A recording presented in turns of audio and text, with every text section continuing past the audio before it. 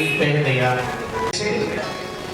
तो कहा तेरा बड़ा भैया रावण कुमार पर पांव रखेगा, जगदम्बा सीता का अपहरण करेगा और बस तेरे कुल का विनाश हो जाए, तू भी मारा जाए। तो रावण ने कहा ये बात तूने मुझे बताई क्यों नहीं? अगर वो ये बात नारद जी ने पहले कह दिया था, मुझे बता देता। तो कुंभकर्ण कहता है मैं बताता तो तब जब समय मिलता ना। नारद जी ये बता करके चले गए और मैं सो गया और आज मैं उठा। ये पत्ती मानस में है। नारद मुनि मोहि ज्ञान जो कहा, कहते हो तो ही समय निर्वाह, मैं कहता तुझे लेकिन समय ही नहीं रहा, मैं सो गया और मैं आज उठा। और फिर वो कहता है रावण एक बात बता, तुझे तो छद्म वेश बनाना आता है, तू तो किसी का भी वेश धारण कर लेता है राक्षसी माया से। बोला हाँ कर लेता हूँ। तो कहा कि सारा कुटुंब तूने खपा दिया, फिर भी सीता तेरी बन नहीं पाई, तो तूने ऐसा क्यों नहीं किया? तू राम बनकर सीता के पास जाता और सीता पहचान न पाती, तेरी हो जाती। तो राम बनकर क्यों नहीं गया? तो रावण ने जो कहा वो ध्यान से सुनिएगा और याद रखिएगा। रावण ने कहा कि भैया कुंभकर्ण मैंने राम का वेश बनाया, लेकिन जैसे मैंने राम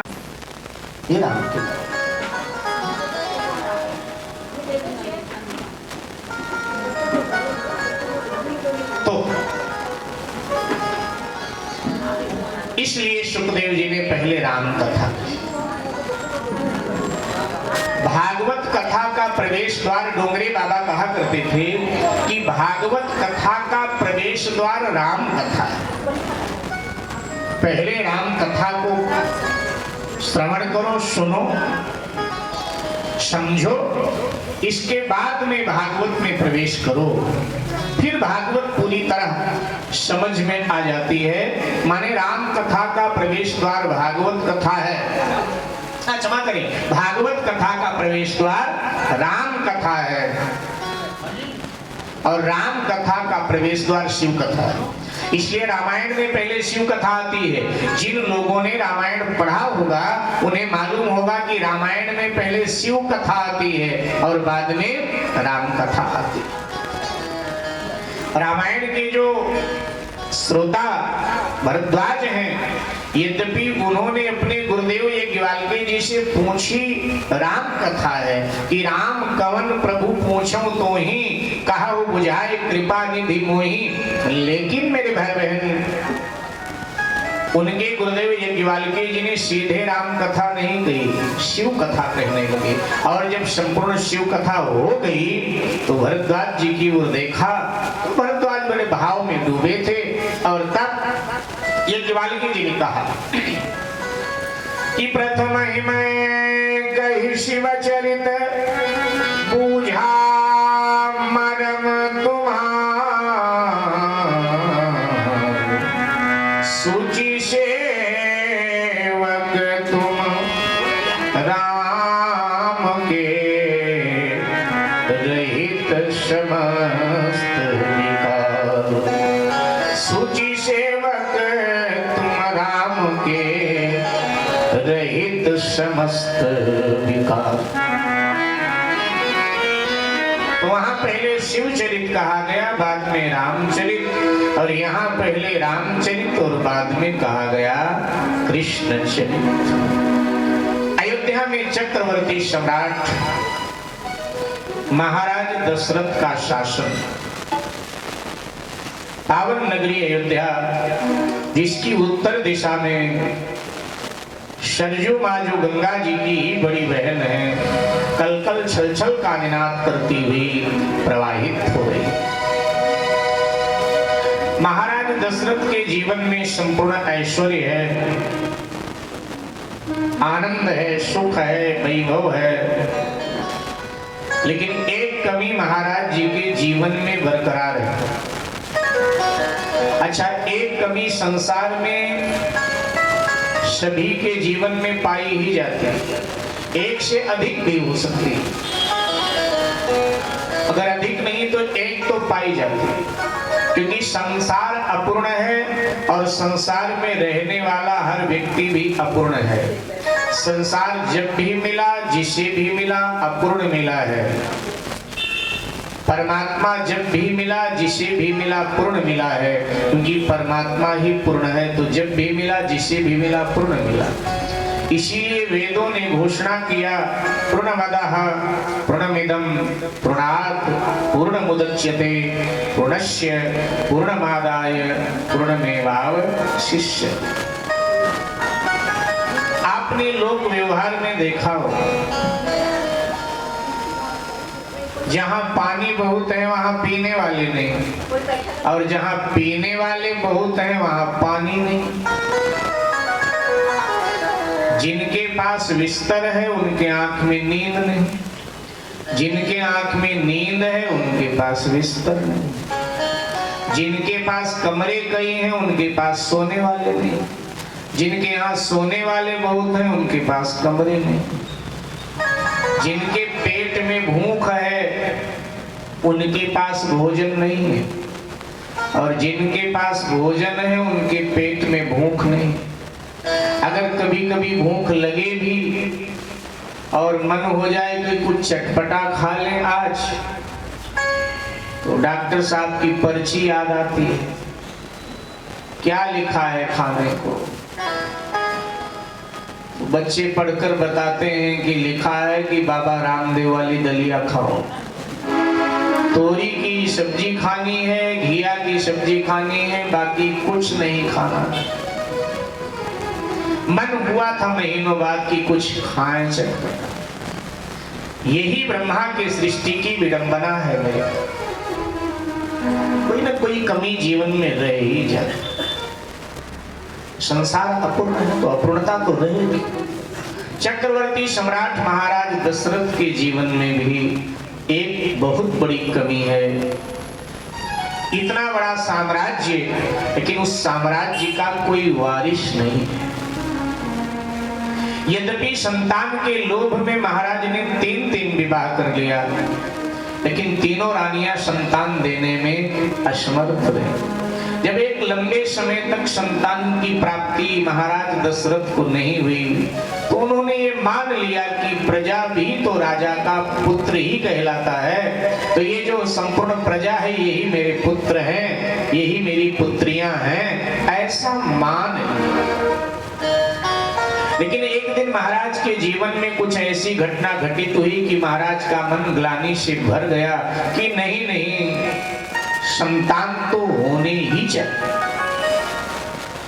महाराज दशरथ के जो धर्म गुरु हैं उनका नाम है वशिष्ठ जी, और वशिष्ठ जी की जो पत्नी है उनका नाम है अरुंधति जी। तो एक दिन दोनों पति पत्नी एकांत कक्ष में बैठे थे, तो बस थोड़ी खटपट हो गई आपस में, पति पत्नी थोड़ी कहा सुनी हो गई। कई बार हो जाती, होनी भी चाहिए कभी कभी, हमेशा शांति घर में अच्छी नहीं लगती, कभी तो पति पत्नी में खटपट होना चाहिए। तो खटपट हो गई दोनों की। कारण क्या था, वशिष्ठ जी महाराज ने थोड़ी आत्म प्रशंसा कर दिया पत्नी के सामने। वशिष्ठ जी महाराज ने थोड़ी अपनी बड़ाई कर दिया अरुंधति जी के सामने। अब देखो माताओं बहनों, बुरा मत मानना, ज्यादा तो आप सबको अनुभव होगा, हम तो ठहरे कथावाचक, जो कहीं पढ़ लेते हैं वही बोल देते हैं, ठीक है। इसलिए हम पर नाराज मत होना, क्योंकि अभी तो 14 तारीख तक हमें जरूरत है ना आपकी। आप नहीं आएंगे तो कथा किसको सुनाएंगे? और फिर कमेटी वाले भी कहेंगे आपने ऐसी बात बोल दिया, अब दक्षिणा आपको नहीं देंगे, अब कोई सुनने ही नहीं आता है। अब ऐसा हम लिखा है वो मैं बता रहा हूँ, ये लिखने वालों से आप पूछना, ज्यादा तो आप सबको अनुभव होगा। ऐसा मिलता है लेख कि भाई पति कितना भी गुणवान क्यों ना हो, लेकिन वो पत्नी के सामने अपनी बड़ाई करे तो पत्नी कभी नहीं मानती सब गुण तुम में, वो यही कह देती ऐसे ही तुम अपनी बड़ाई पीटते रहते, तुमने क्या गुण। तो अरुंधति जी ने भी बोल दिया। वशिष्ठ जी ने कहा क्या था, वशिष्ठ जी ने कहा कि देखो देवी, जैसे मेरे पिता ब्रह्मा जी सर्वगुण संपन्न है ना, ऐसे मैं भी सर्वगुण संपन्न हूँ। मैं पिता वाले जितने गुण हैं वो सब मुझ में है। अरुंधति जी ने कहा मैं नहीं मानने वाली आपकी बात, मैंने तो नहीं देखा अब तक कि जो गुण आपके पिता में, उनमें से आधे भी आप में हो। मैंने तो नहीं देखा, इतने दिन हो गया मुझे आपके साथ रहते थे, मैंने तो नहीं। क्यों नहीं है? वशिष्ठ जी ने कहा। तो अरुंधति जी ने कहा, देखो आपके पिता जगत की सृष्टि करते हैं, कह दो अभी आपको बुरा लग जाए। वशिष्ठ जी ने कहा, मुहाई बात नहीं रोकी जाती है, जो कहना है कह। अच्छा वैसे भी मेरे भाई बहन, ये जितने धार्मिक लोग होते हैं ना, कथावाचक, पंडित, पुजारी, संत, इनकी पत्नियां होती ही बड़ी तेज तर्रार है, एकदम मिर्च मसाले वाले, बहुत तेज तर्रार होती। पता नहीं क्यों परमात्मा इनको इतनी तेज तर्रार पत्नियां देता है। अक्सर हमने देखा है जीवन यात्रा में कि जितने होते हैं, आपने पढ़ा होगा शायद या नाम सुना होगा, दक्षिण में एक संत हो गए महाराष्ट्र में, तुकाराम जी महाराज। अच्छा, तुकाराम जी महाराज बड़े ही भजनानंदी संत थे। कुछ ऐसे महापुरुष हमारे देश में हुए कलयुग में, उन्होंने शरीर नहीं छोड़ा, वो मरे नहीं। जैसे मीरा जी मरी नहीं। तो क्या हुआ मीरा जी का? मीरा जी द्वारिकाधीश में समा, चैतन्य महाप्रभु ने शरीर नहीं छोड़ा, उनकी मौत नहीं हुई। चैतन्य महाप्रभु जगन्नाथ जी में समा गए। ऐसे जिन महापुरुष का की मैं चर्चा कर रहा हूँ, तुकाराम जी, वो पंढरपुर में विठल नाथ जी महाराज है। भगवान श्री कृष्ण का एक नाम विठल है, क्योंकि विठल भगत के लिए प्रकट हुए तो उनका नाम होगा विठल नाथ महाराज। महाराष्ट्र में कीर्तन करते हैं ना, भज विठल विठल विठला। तो विठल नाथ महाराज में तुकाराम जी महाराज समा गए, जीते जी, इतने सिद्ध महात्मा थे। जब वो भजन करने बैठे तो ठाकुर जी प्रकट हो जाते थे, बाबा एक और सुनाए दो, एक और सुनाए दो। लेकिन अब भगवान ने उनको घरवाली ऐसी तेज तरार दिया कि पूछो मत। सारा दिन कुछ ना कुछ लगा के रखे। एक दिन हुआ क्या, शाम की आरती हो गई थी, कुछ भगत लोग आ गए, बोले गुरुजी भजन हो जाए। तो तुकाराम जी ने खड़ताल दोनों हाथों में पकड़ा, बोले हो जाए। फिर बोले महाराज सुनाओ। अब तुकाराम जी गाने लगे, भज विठल विठल विठला। और साहब भजन ऐसा जमा, ऐसा जमा, ऐसा जमा कि 7 बजे, 8 बजे, 9 बजे और अब तो रात के 11:30 बज गए। अब तुकाराम जी की जो पत्नी थी, उन्होंने भोजन पकाया, वो खुद खा लेती थी। पहले भोजन बने और वो पहले खा ले। कई बार तुकाराम जी को भोग के लिए खुद भी बनाना पड़े। कई बार भोग का रखा हुआ है ठाकुर जी के आगे और खुद खा ले। तुकाराम जी से कोई लेना देना नहीं, जब मर्जी खाए मर्जी ना खाए, इस आदत की थी। भोजन कर लिया, वो इंतजार में थी कि भाई इनका भजन खत्म हो आवे और इनको थाली दूं भोजन की और मैं सो। लेकिन जब 11:30 बज गए तो एकदम गुस्से में आई जहां भजन चल रहा था और बोली, अरे ये विठल विठल विठला बाद में गाना, 11:30 बजे खा लो। लेकिन कौन सुने, वो तो समाधि में थे, एकदम भाव में डूबे थे।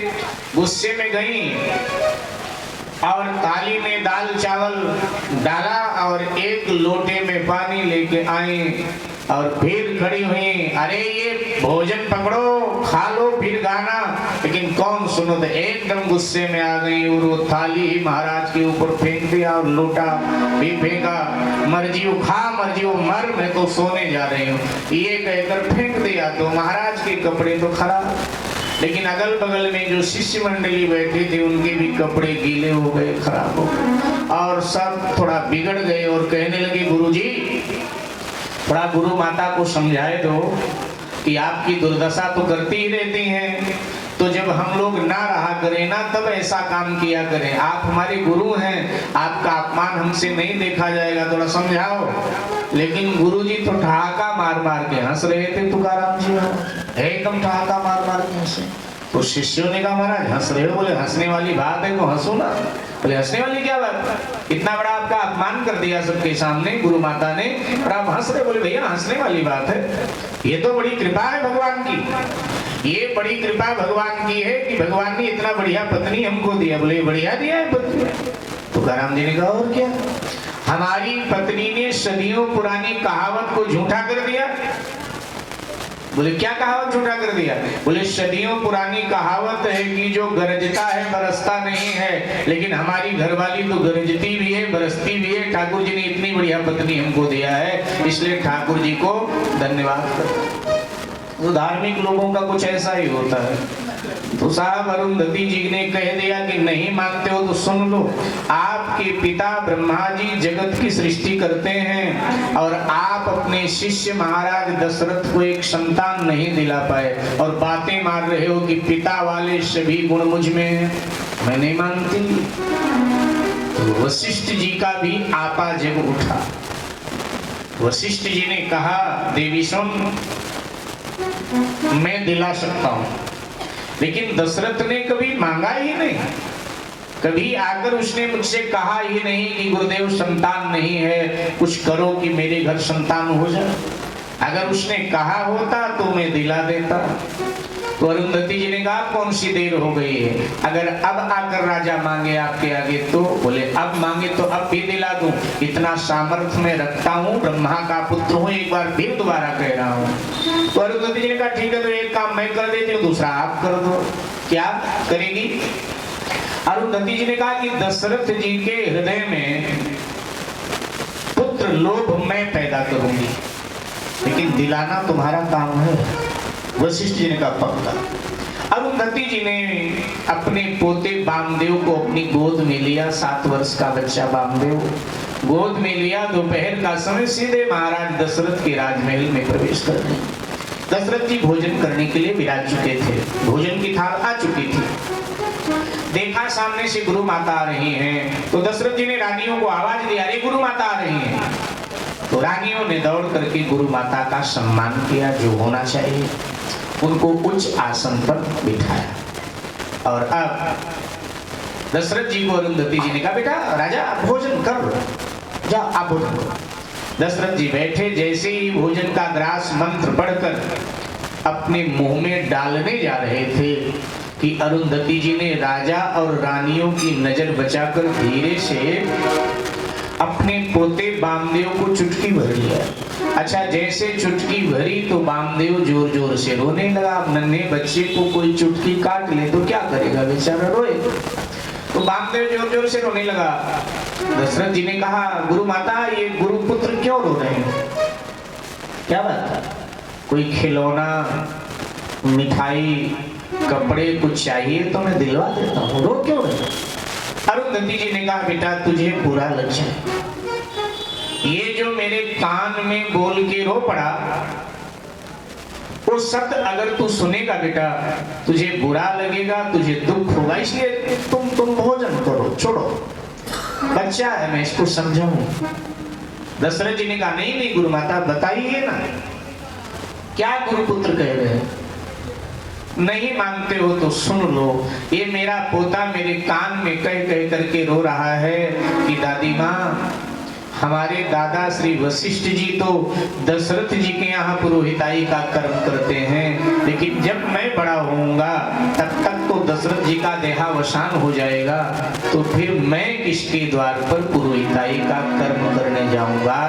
इसको अपना भविष्य अंधकार में लग रहा है, इसलिए भविष्य की चिंता में रो रहा है कि महाराज दशरथ के तो कोई संतान नहीं है, मैं किसके द्वार पर जाऊंगा। जैसे ये महाराज दशरथ ने सुना भोजन का ग्रास हाथ से छूटकर गिर पड़ा।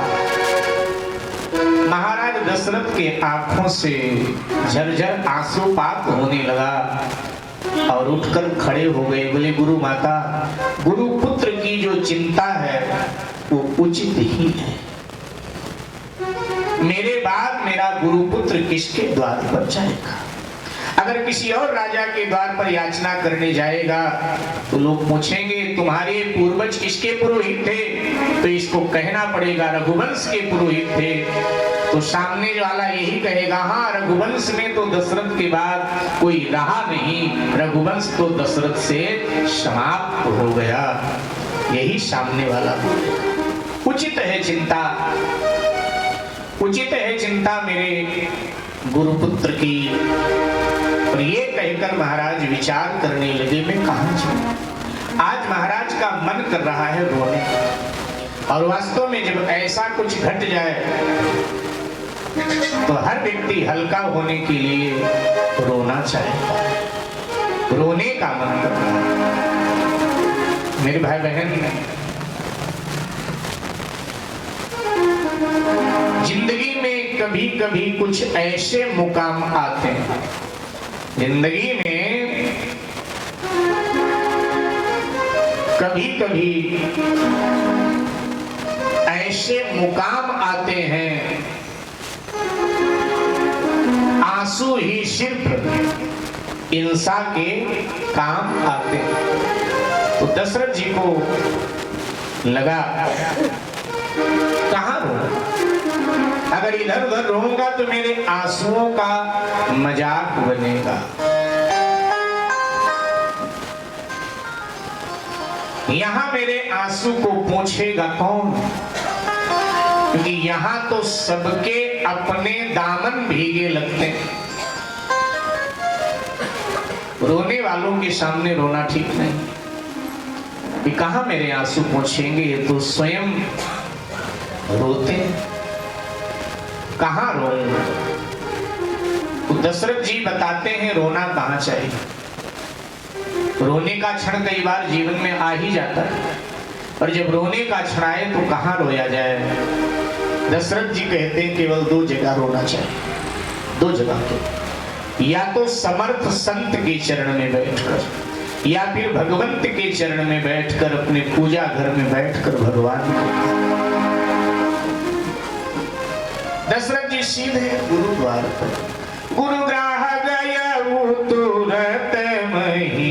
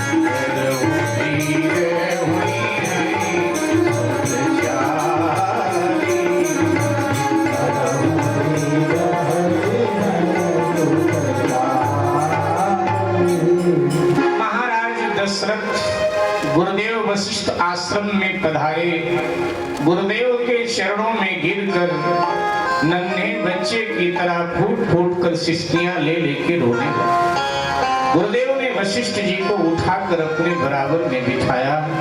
अपने उत्तरीय से वशिष्ठ जी ने चक्रवर्ती सम्राट के आंसुओं को पोंछा और कहा, राजा क्या हुआ तुझे? तेरा बचपना मैंने देखा है, तू मेरी गोद में खेला है, लेकिन इस तरह तो मैंने तुझे बचपन में भी रोते नहीं। आज क्या होगा? दशरथ जी ने कहा, गुरुदेव आपकी कृपा से सभी प्रकार का सुख मुझे मिला, लेकिन एक कमी जीवन में विद्यमान रही, मैं आपसे कह नहीं पाया, लेकिन आज कह रहा हूं। गुरुदेव, संतान के लोभ में मैंने 3 विवाह किया, लेकिन मेरी तीनों रानियां संतान देने में असमर्थ रही। आप भूत भविष्य वर्तमान की जानने वाले हैं, त्रिकालज्ञ दर्शी हैं आप। क्या संतान का सुख मेरे जीवन में नहीं? मेरे मृत्यु के बाद मेरे चिता में अग्निदान कौन करेगा? मेरा श्राद्ध तर्पण कौन करेगा? क्या दशरथ के बाद रघुवंश समाप्त हो जाएगा? इतिहासकार यही लिखेंगे कि जो वंश सूर्य से चला था आगे रघुवंश के नाम से जाना गया, लेकिन दशरथ के बाद वो वंश समाप्त हो। वशिष्ठ जी ने कहा, संतान चाहिए। हाँ गुरुदेव, कितने? रघुवंश का वारिस चाहिए, अर्थात एक भी मिल जाए तो भी काम चल जाए। वशिष्ठ जी ने कहा, अगर 4 मिल जाए तो कैसा रहेगा? दशरथ जी ने अपना उत्तरीय फैला दिया वशिष्ठ के आगे, गुरुदेव ये तो आपकी बहुत बड़ी कृपा होगी मेरे ऊपर। शिष्य एक वस्तु मांगने सदगुरु के द्वार पर जाता है, लेकिन सदगुरु जब रहमो कर्म करता है तो शिष्य की झोली में धर्म, अर्थ, काम, मोक्ष ये चारों पदार्थ डाल देता है कि चारों ले जा। अब तुझे अन्य किसी के द्वार पर हाथ फैलाने की जरूरत नहीं पड़ेगी। दशरथ जी ने कहा, राजन धैर्य धारण करो, 4 संतानें होंगी आपके घर, और वो साधारण नहीं होंगी, उनका यश त्रिभुवन में विदित होगा, और वो अपने भक्तों के भय का हरण करने वाली होंगी। ऐसी संतानें होंगी, लेकिन उसके लिए एक धार्मिक अनुष्ठान करना पड़ेगा, पुत्र कामेष्टि यज्ञ है। तो महाराज फिर पुत्र कामेष्टि यज्ञ आप प्रारंभ कराइए। दशरथ जी ने कहा कि वो यज्ञ मेरे द्वारा संपन्न नहीं होगा, उस यज्ञ के विशिष्ट जानकार हैं श्रृंगी ऋषि। आज की भाषा में कहें तो स्पेशलिस्ट उस यज्ञ के हैं श्रृंगी ऋषि, उनको बुलाना पड़ेगा। श्रृंगी ऋषि को बुलाया गया। सरजू जी के पावन तट पर विशाल यज्ञ मंडप की रचना हुई। श्रृंगी ऋषि के आचार्यत्व में यज्ञ प्रारंभ हुआ। स्वाहा स्वाहा की ध्वनि से सारा वायुमंडल गूंजने लगा। यज्ञ की ऊंची ऊंची लपटें आकाश को स्पर्श करने लगी। ये यज्ञ 1 वर्ष तक चला, किसी भी प्रकार का कोई विघ्न नहीं आया। यजमान का संकल्प पवित्र होता है तो फिर किसी भी प्रकार का कोई विघ्न आता नहीं, तो कोई विघ्न आया नहीं। और अब जब पूर्णाहुति का मंत्र बोल करके श्रृंगी ऋषि ने अंतिम आहुति यज्ञ कुंड में अर्पित किया, तो यज्ञ कुंड से अग्नि नारायण भगवान प्रकट हो गए। बोलो अग्नि नारायण भगवान। श्रृंगी ऋषि वशिष्ठ बोला,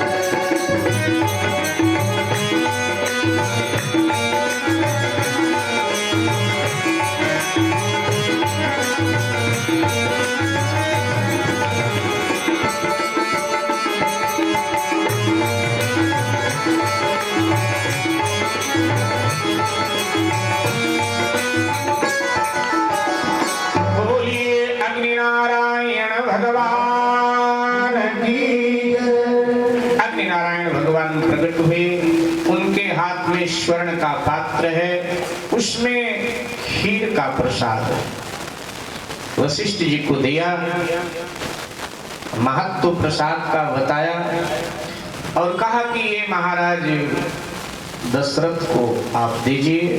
तीनों रानियों ने प्रसाद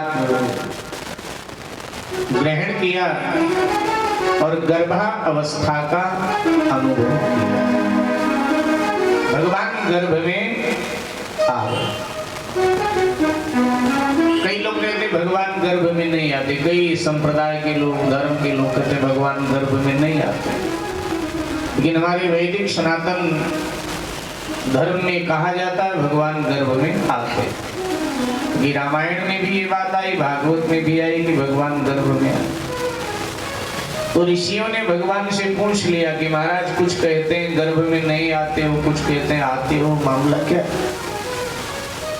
क्या माने? तो भगवान ने कहा जो लोग कहते हैं मैं गर्भ में नहीं आता हूँ, वो लोग ये भी तो कहते हैं कि भगवान सब जगह है, और जब मैं सब जगह हूँ तो क्या मैं गर्भ में नहीं हूँ? मैं गर्भ में भी आता हूँ, मैं प्रकट भी होता हूँ। वो मेरे ऊपर निर्भर है कि मैं प्रकट हूँ या मैं जन्म लूँ, वो मेरे ऊपर निर्भर है। ईश्वर सर्व समर्थ है। भगवान गर्भ में आ गए, स्पष्ट घोषणा किया कि जाति न दे हरि गर्भ ही आए, जाति न दे हरि गर्भ ही आए, जाति न दे हरि गर्भ ही आए, जाति न दे हरि गर्भ ही आए, सकल लोक संपत्ति छाए, सकल लोक संपत्ति छाए, सकल लोक संपत्ति छाए, सकल लोक संपत्ति छाए। मंदिर महाराज सबरानी, मंदिर महाराज सबरानी, सुभासी तेज की खानी, सुभासी तेज की खानी, सुभासी।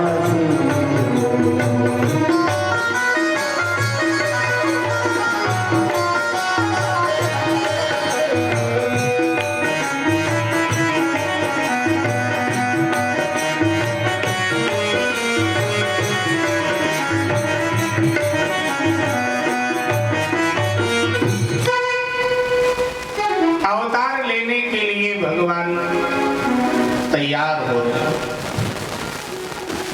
पता चला भगवान अवतार लेने वाले हैं, तो सभी तिथियां कतार में खड़ी हो, कतार में आ गई। एकम ने कहा कि प्रभु आप एक हो, ब्रह्म एको आस्ति द्वितीयो नास्ति, आप एक हैं, मैं भी एक हूँ, इसलिए आप आज अवतार ले। भगवान ने कहा कतार लंबी है, थोड़ा आगे भी बात कर लेता। द्वितीया मिली, द्वितीया ने कहा कि हमारी तो कितनी महिमा शास्त्र बखान करते हैं,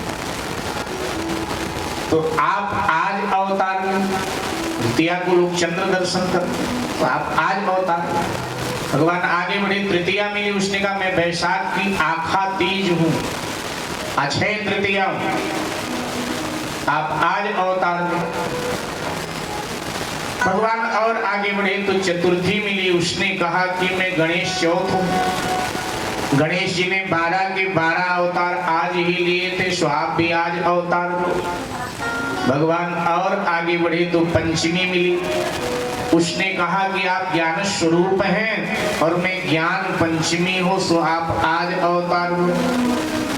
तो भगवान और आगे बढ़े तो षष्ठी मिली, उसने कहा मैं कार्तिकेय स्वामी की पत्नी हूँ, मेरा एक नाम देवसेना भी है, तो आप आज अवतार लो।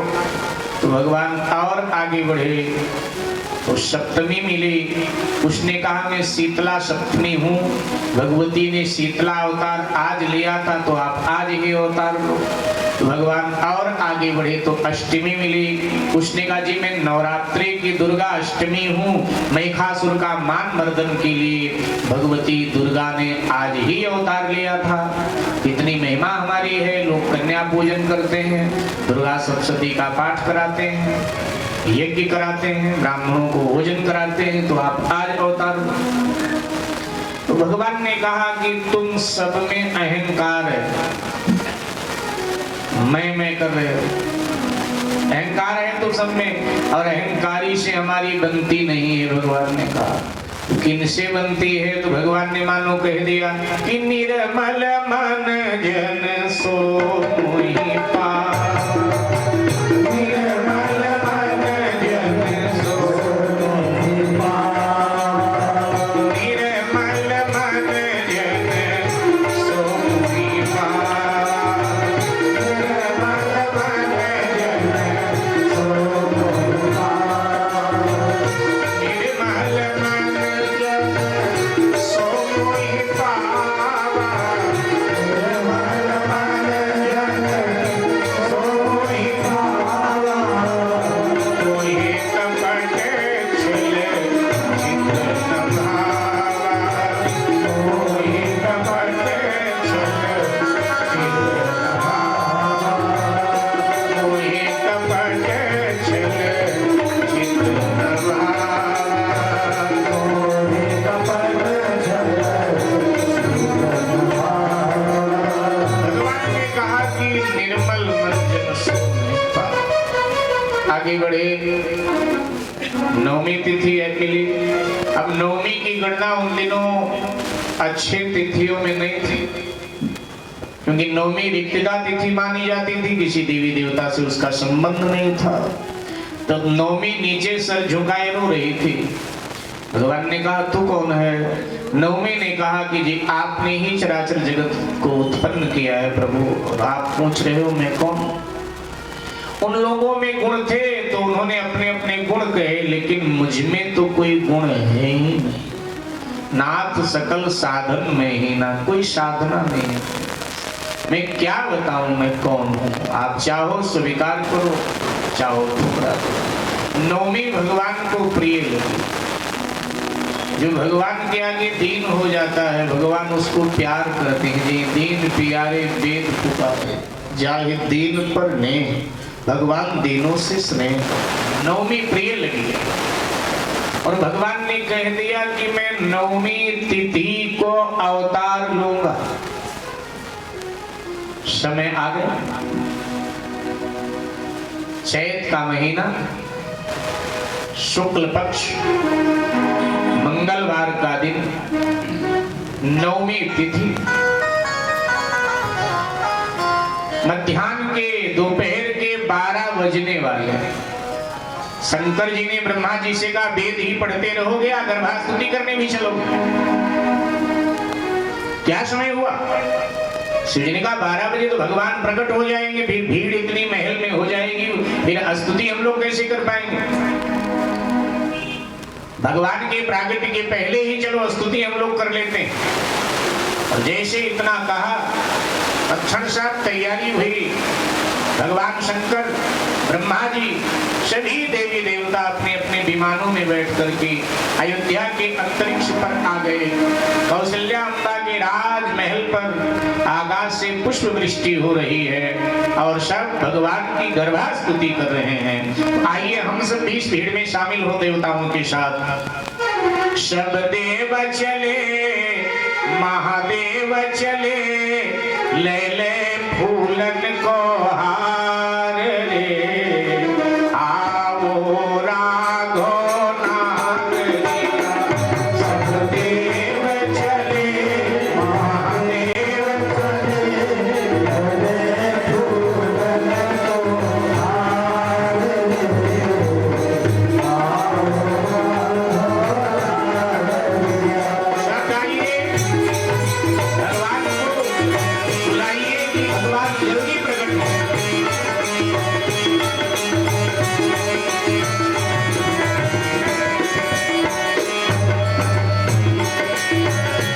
शिवदेव चले महादेव चले ले ले फूलन को हार रे आओ राघो नाथ शिवदेव चले महादेव चले ले ले फूलन को हार रे आओ राघो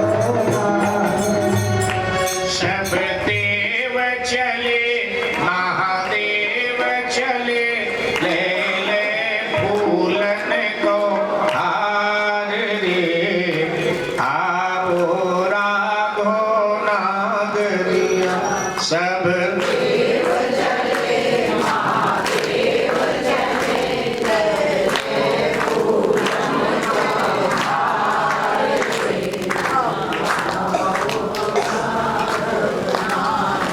अब बंद मत करना कि संगीत बजे आप बंद करो।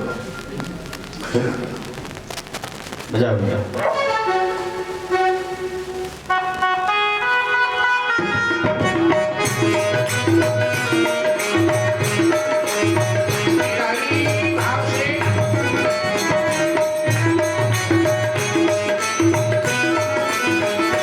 शिवदेव चले महादेव चले ले ले फूलन को हार रे आओ राघो नागरिया शिवदेव चले महादेव चले ले ले फूलन को हार रे आओ राघो नागरिया शिवदेव चले महादेव चले ले ले फूलन को हार रे आओ राघो नवमी तिथि मधुमास पुनीता शुक्ल पक्ष अभिजित हरि प्रीता नवमी तिथि मधुमास पुनीता शुक्ल पक्ष अभिजित हरि प्रीता आद्य दिवस अति शीत न घामा पावन काल लोक में श्यामा ब्रह्मा वेद पढ़े ज्ञान चढ़े फूलन की तरह बौछार रे आओ राघो नागरिया ब्रह्मा वेद पढ़े सुन ज्ञान चढ़े फूलन की तरह बौछार रे आओ राघो नागरिया ब्रह्मा वेद पढ़े सुन ज्ञान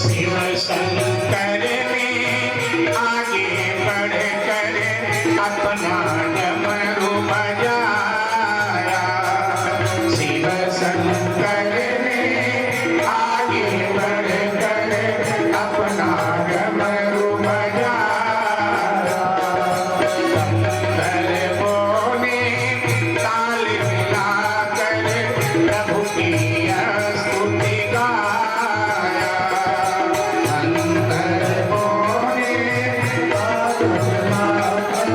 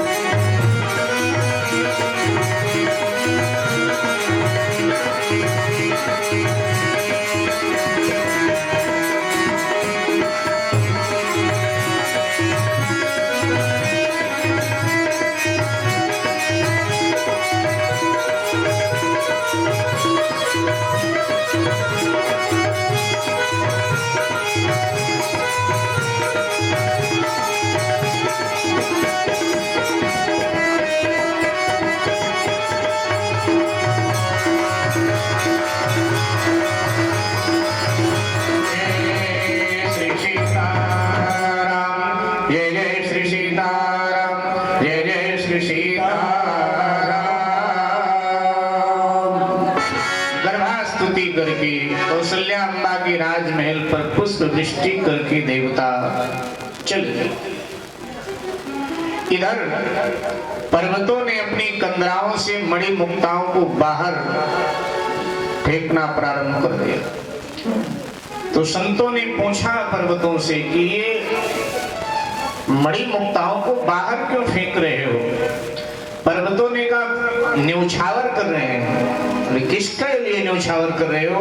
बोले अयोध्या में भगवान का प्रागट्य होने वाला है, इसलिए न्यौछावर कर रहे हैं। बोले भगवान तो राजमहल में आ रहे हैं, तुम्हें क्या लाभ होगा? पर्वतों ने कहा बहुत बड़ा लाभ होगा।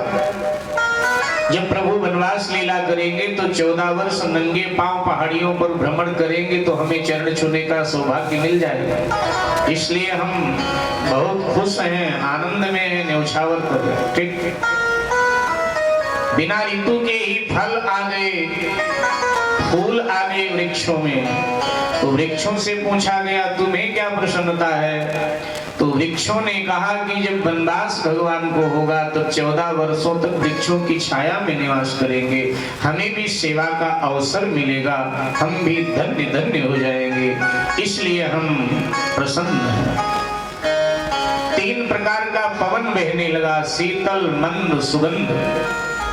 3 प्रकार का पवन बहने लगा। तो पवन देवता से पूछा गया कि तुम्हें क्या प्रसन्नता है? तो पवन देवता ने कहा कि जिनका अवतार होने जा रहा है उनकी सेवा में मेरा बेटा हनुमान जाएगा और बेटे के साथ मेरा भी नाम स्मरण किया जाएगा, इसलिए हमें प्रसन्नता हो रही है, हमें आनंद हो रहा है। मेरे भाई बहन, सरजू में बिना ऋतु के ही बाढ़ आ। देखो सावन भादों के महीने में नदियों में बाढ़ आवे, सावन भादों के महीने में नदियों में बाढ़ आवे तो कोई आश्चर्य नहीं, लेकिन चैत के महीने में जब बड़ी बड़ी नदियां सूख जाती हैं तब सरजू में बाढ़ तो आश्चर्य की बात तो थी। तो सरजू मैया से पूछा गया, सरजू मैया से पूछा गया कि मैया ये पानी कहां से इतना आ गया आप में, चैत के महीने में इतना पानी? तो सरजू मैया ने कहा देखो पानी नहीं है। तो सरजू मैया ने कहा ये मेरे आनंद के, मेरे प्रेम के ये आंसू हैं। आनंद? काहे का आनंद? तो सरजू मैया ने कहा कि आज अयोध्या में भगवान का अवतार होने जा रहा है, तो मैं जी भर के भगवान का दर्शन करूं। अभी हमने जी भर के देखा नहीं, तो आज जी भर के भगवान को निहारूंगी।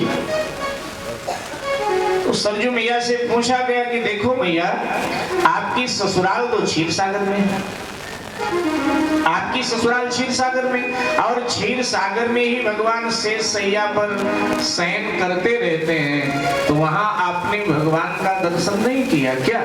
तो सरजू मैया ने कहा नहीं किया, लेकिन ठीक से नहीं कर पाई। क्यों, क्या परेशानी थी? तो सरजू मैया ने कहा देखो भैया, ससुराल में बहू के लिए कुछ नियम भी तो होते हैं। तो अब क्षीर सागर में हमारी ससुराल, और बहू के लिए नियम की भाई बहू घूंघट में रहे।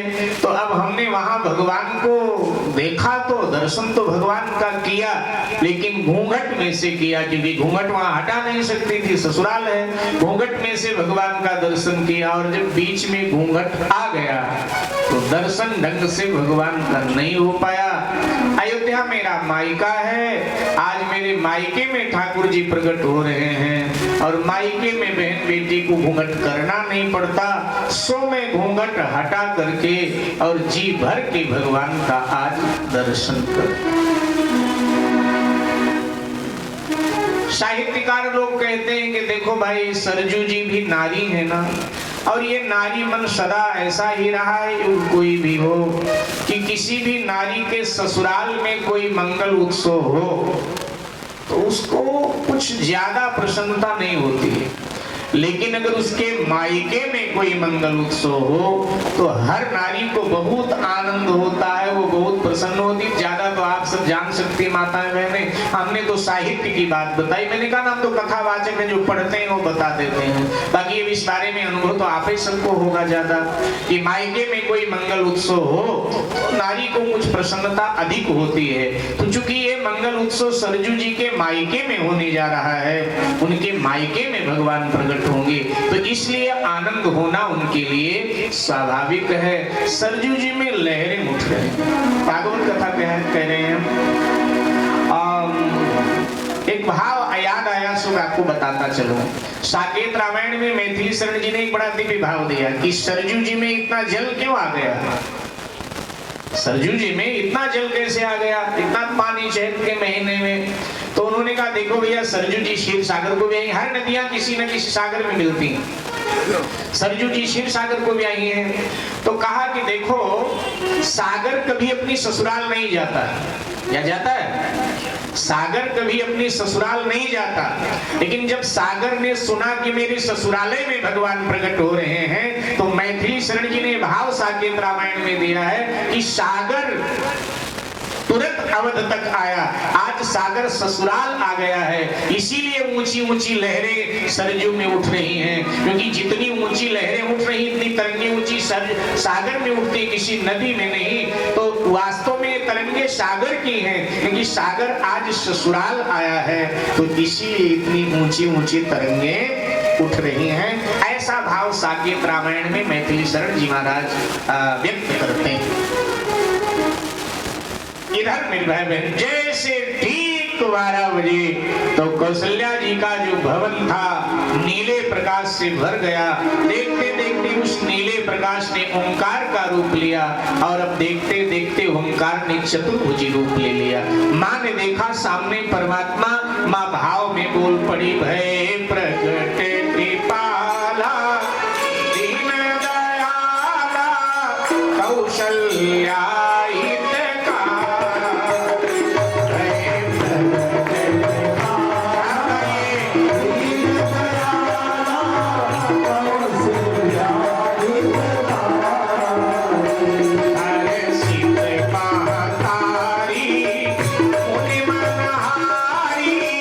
अद्भुत रूप लिया।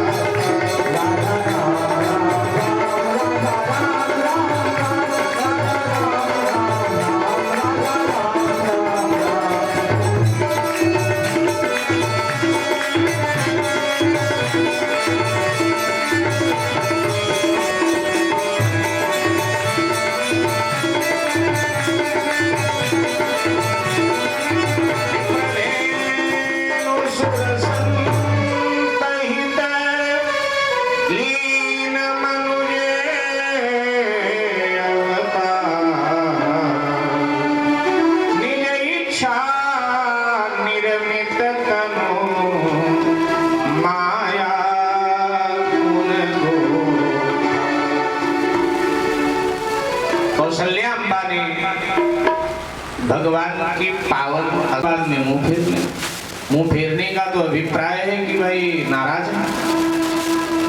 भगवान ने पूछ लिया, माँ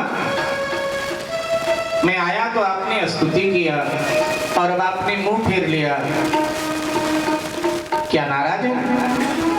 कौशल्या अम्बा ने कहा बहुत नाराज है। लेकिन क्यों? कोई भूल किया मैंने? कौशल्या जी ने कहा भूल भी आपने बड़ी की। भगवान ने कहा मैं भूल करता नहीं, भूल तो जीव करता है, ईश्वर कभी भूल नहीं। लेकिन महाराज आज तो आपने भूल की। क्या किया? तो कौशल्या अम्बा ने कहा कि आपने वरदान में मुझे कहा था कि मैं आपका पुत्र बन के आऊंगा। भगवान ने कहा पुत्र तो मैं बन के आया ही हूं, तभी तो मैं आपको माँ कह रहा हूं इतनी देर से। कौशल्या जी ने कहा रहने दो प्रभु, आप पुत्र बनकर नहीं आए, आप पिता बनकर आ गए। ये स्वरूप आपका, हमारी आंखें चौंधिया रही हैं आपकी ओर देखते हुए। इतना प्रकाश प्रकट हो रहा है आपके शरीर से। चतुर्भुजी स्वरूप महाराज। महाराज चार हाथ देवता के हो सकते हैं, मनुष्य के चार हाथ नहीं होते महाराज। तो पहले तो मनुष्य बनिए ना महाराज, आप पुत्र नहीं आप पिता बन के आए, ये समस्या है। तो पहले आप मनुष्य बनिए। हम भारतवासी बड़े ही भाग्यशाली हैं। हमारे भारत की एक नारी माँ कौशल्या ईश्वर को भी मानवता सिखा रही और मानवता का संदेश सदा भारत ने ही विश्व को दिया। मानवता का पाठ सदा भारत ने ही विश्व को पढ़ाया है। तो माँ कहती हैं कि मनुष्य बनिए। और जब ये कहा तो भगवान चतुर्भुजी की जगह दो भुजी हो गए। भगवान ने कहा बाप का पुत्र लगता हूँ। कौशल्या अम्बा ने कहा कि पुत्र तो नहीं लगते हो लेकिन मनुष्य लग रहे हो, तो मैं पुत्र कब लगूंगा माँ? कौशल्या अम्बा ने कहा अगर माँ के वात्सल्य का लाभ लेना है कि माँ में कितना वात्सल्य होता है, अगर ये देखना है आपको तो आपको शिशु होना पड़ेगा। संसारी बच्चा जब जन्म लेता है प्रभु तो शिशु होता है, तो आप छोटे हो जाओ, शिशु बन जाओ। तो भगवान शिशु बन गए। अब प्रभु ने पूछा अब मैं आपका पुत्र लगता हूँ? कौशल्या जी ने कहा बिल्कुल, अब देखने में तो मेरे पुत्र ही लग रहे हो, लेकिन गड़बड़ अब भी आप कर रहे हो। अब क्या गड़बड़ कर रहा हूँ? तो कहा भगवान देखने मेरे पुत्र लगते हो, लेकिन बातें भी बूढ़ों की तरह कर रहे हो। संसारी बच्चा जब जन्म लेता है बातें नहीं करता, बल्कि जोर जोर से रोता है। सरकार आप भी रोना चालू करो। तो भगवान ने कहा रोना तो चालू करे, लेकिन उसके लिए तो आंसू चाहिए, और मेरे पास आंसू नहीं, क्योंकि सच्चिदानंद रूपाय विश्वादि उत्पत्ति हेतवै तापत्रय विनाशाय श्री कृष्णाय वयं नमः। ये तो सच्चिदानंद है। राम सच्चिदानंद दिनेश ऐसा नहीं तहाँ मोह निशाल वलेसा, और सब कर परम प्रकाशक जोई, ये राम अनादि अवधपति सोई। ये तो अनादि सत्ता है, ये तो सच्चिदानंद है, जहां से सबको प्रकाश मिलता है, ये वो है सबकर परम प्रकाशक जो। विज्ञान ने तो इतना बता दिया, इतना जान लिया कि चंद्र सूर्य से प्रकाश लेता है, लेकिन सूर्य किससे प्रकाश लेता है? विज्ञान ने तो इतना जान लिया और भूला नहीं समा रहा कि भाई चंद्र सूर्य से प्रकाश लेता है, उसका अपना प्रकाश नहीं, लेकिन सूर्य का भी अपना प्रकाश नहीं है। सूर्य भी हमारे राम जी से प्रकाश लेता है। तुलसीदास जी ने बात खत्म कर दिया कि सबकर परम प्रकाशक जो, ये सबका परम प्रकाश, ये सबको प्रकाश दे रहा है। जहां जहां सौंदर्य दिखाई दे रहा है वो सब रामे जी से उधार लिया गया। तो मेरे भाई बहन, कहा मैं तो सच्चिदानंद हूं, आंसू कहां से? कौशल्या जी ने कहा ये नहीं पता, मुझे बस रोना चाहिए। ठीक है माँ, जब आप कहती हैं तो फिर मैं पुत्र बन के आया हूं तो आपकी आज्ञा का पालन करूंगा। भगवान रोने लगे। थोड़ा समझ लीजिए, ज्ञानी भगवान को बड़ा तो बना सकता है, लेकिन ज्ञानी का सामर्थ्य नहीं कि भगवान को छोटा बना। लेकिन भक्ति जब चाहे तो भगवान को बड़ा बनावे, और भक्ति जब चाहे तो भगवान को छोटा बनावे। ज्ञानी भगवान को हंसा तो सकता है। जब ज्ञानी बड़ी बड़ी ऊंची ऊंची ज्ञान की बातें करता है तो भगवान हंसते हैं, ऊंची ऊंची बातें। जब वेद की ऋचाएं गाता है तो भगवान हंसते हैं कि मेरे श्वास से ही ये ऋचाएं निकली हैं जो तू मुझे सुना रहा है।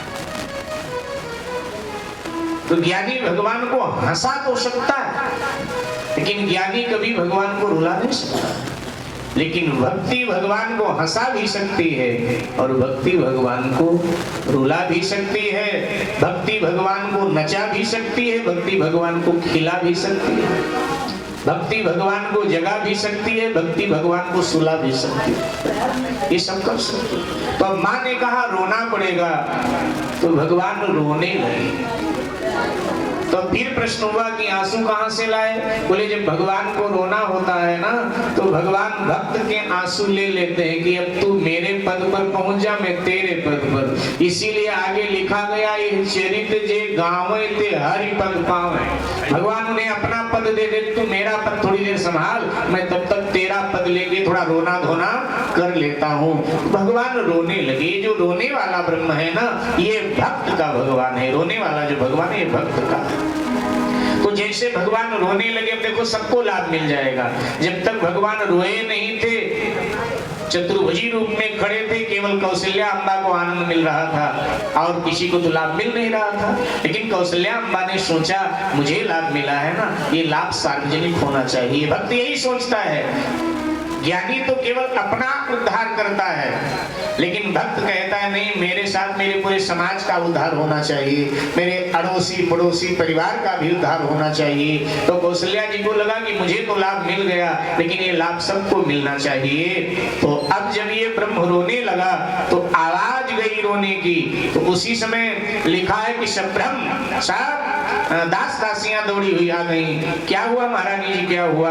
तो कहा पुत्र हुआ है और सबको खबर कर। ये सबके लिए सुलभ हो गया ये ब्रह्म। जब भगवान अवतार लीला में आते तो सबके लिए सुलभ हो जाते हैं। और दौड़ी दौड़ी सेवक सेविकाएं सब पहुंची राजसभा में। महाराज बधाई हो, आपके यहाँ पुत्र हुआ है। इतने में तो सुमित्रा अम्बा और कैकेयी अम्बा के भवन से भी सूचना आई कि कैकेयी अम्बा ने एक पुत्र और सुमित्रा अम्बा ने 2 पुत्रों को जन्म दिया। इस प्रकार से 4 पुत्र। अयोध्या दुल्हन की तरह सज गई। लोग रंग बिरंगे कपड़े पहन कर राजभवन में प्रवेश करते हैं। चक्रवर्ती सम्राट आपको बधाई हो, महारानी जी आपको बधाई हो।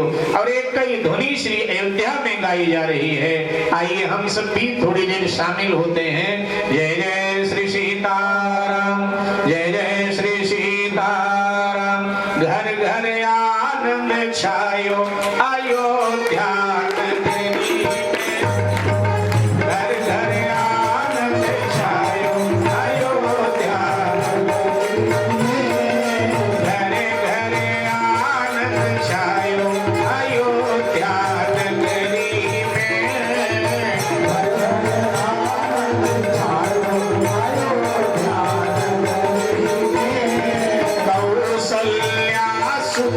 जायो अयोध्या नगरी में, कौसल्या सुत जायो अयोध्या नगरी में, कौसल्या सुत जायो अयोध्या नगरी में, कौसल्या सुत जायो अयोध्या नगरी में। नेति नेति कही महिमा गावे, नेति नेति सगले महिमा गावे, नेति नेति कही महिमा गावे, नेति नेति कही महिमा गावे।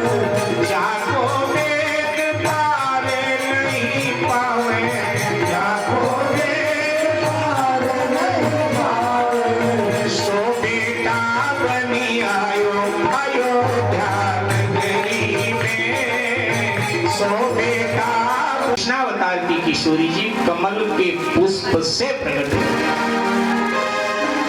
तो आइए, किशोरी जी प्रकट हुई तो किशोरी जी का स्वागत कर लेते हैं, फिर आगे बढ़ते हैं कन्हैया के प्रागट्य की ओर। क्योंकि किशोरी जी का स्वागत नहीं करेंगे तो कन्हैया आने में देर करेंगे।